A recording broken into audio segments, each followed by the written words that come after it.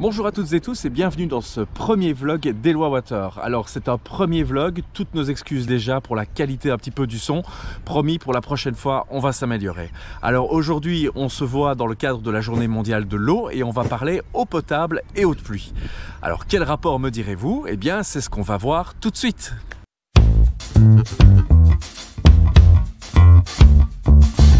Alors le saviez-vous, mais seuls 2,5% de l'eau disponible sur la planète est douce et 1,5 milliard de personnes vivent dans des zones dites en pénurie d'eau, c'est-à-dire avec moins de 1000 m3 d'eau douce disponible par an et par personne. À titre de comparaison, nous on est plus ou moins à 4500-5000.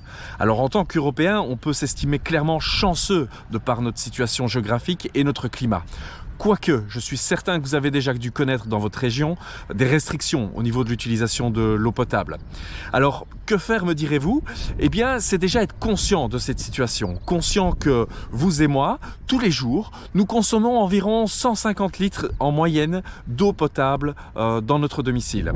150 litres, c'est énorme. Et dans ces 150 litres, 20 litres vont à l'évacuation de vos... Je vous fais pas un dessin, ok? Donc 20 litres rien que pour les toilettes. C'est aussi énorme. Alors, la vraie question qu'on pourrait se poser, c'est est-ce qu'il n'y aurait pas moyen de remplacer l'eau potable dans certaines utilisations dans et en dehors de la maison par de l'eau de pluie? Elle est là, elle est disponible, on peut la récupérer, on peut la réutiliser.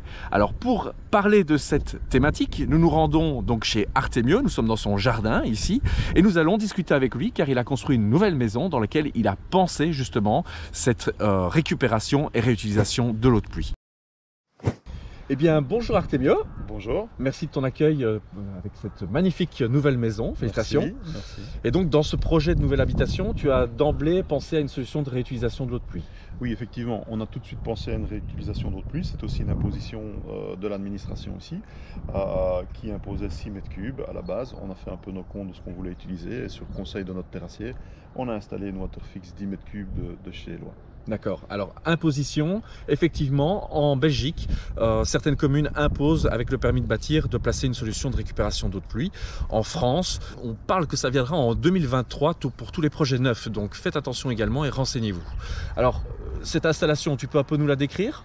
Oui, donc c'est une récupération d'eau de pluie. Donc l'eau tombe sur la toiture, coule vers les gouttières. On a installé dans les gouttières une petite filtration pour retenir les morceaux de bois, les feuilles et autres qui peuvent tomber du ciel. Ensuite, via le réseau d'eau, ça arrive vers la cuve de stockage dans laquelle est installé un filtre plus fin d'1 millimètre et on récupère toutes les eaux et on les distribue via un hydrophore qui est piloté par une sonde de mesure qui est installée aussi dans la cuve. D'accord. Alors tu as parlé de tout un tas d'éléments de pré-filtration. C'est super important évidemment pour éviter des problèmes, et notamment dans la cuve. Mais ça demande quoi comme entretien, ce type d'installation? L'installation demande un entretien régulier au niveau des corniches, donc 2 fois par an nettoyer ces corniches. Et puis la sonde de mesure nous informe effectivement sur le colmatage du filtre. Effectivement, après un épisode pluvieux, si le niveau d'eau n'augmente pas dans la cuve, forcément ça veut dire que le filtre est sale, donc il faut aller le démonter, le laver.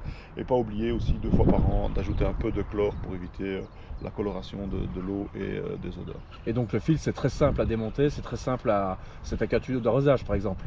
Complètement, c'est avec un tuyau d'arrosage, c'est avec une brossette, c'est accessible via la réhausse, on ouvre la trappe et on a tout de suite le filtre à portée de main. D'accord.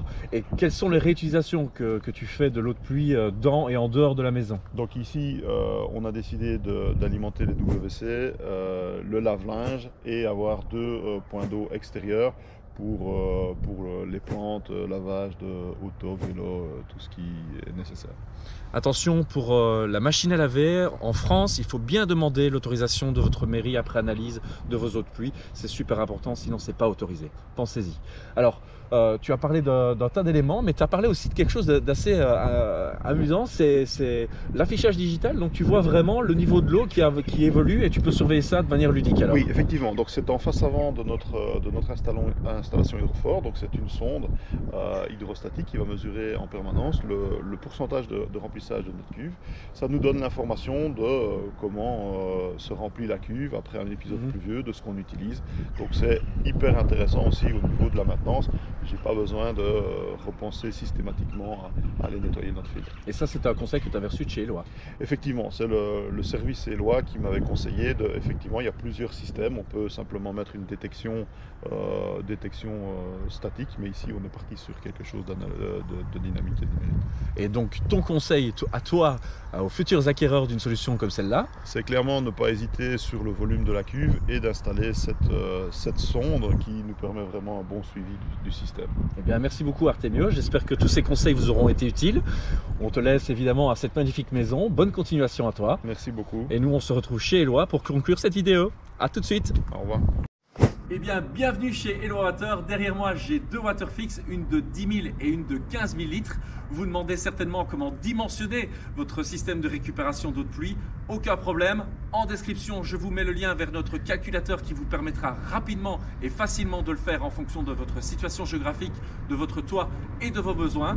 Si par contre, vous habitez en appartement, que vous avez un balcon, que vous avez un trop petit jardin pour accueillir une cuve de cette dimension, aucun problème. On vous met également le lien avec un article qui fait la description de l'ensemble des solutions de récupération d'eau de pluie, car vous l'avez deviné, en cette journée mondiale de l'eau, l'important c'est économiser l'eau potable. Chaque geste est important, on compte sur vous.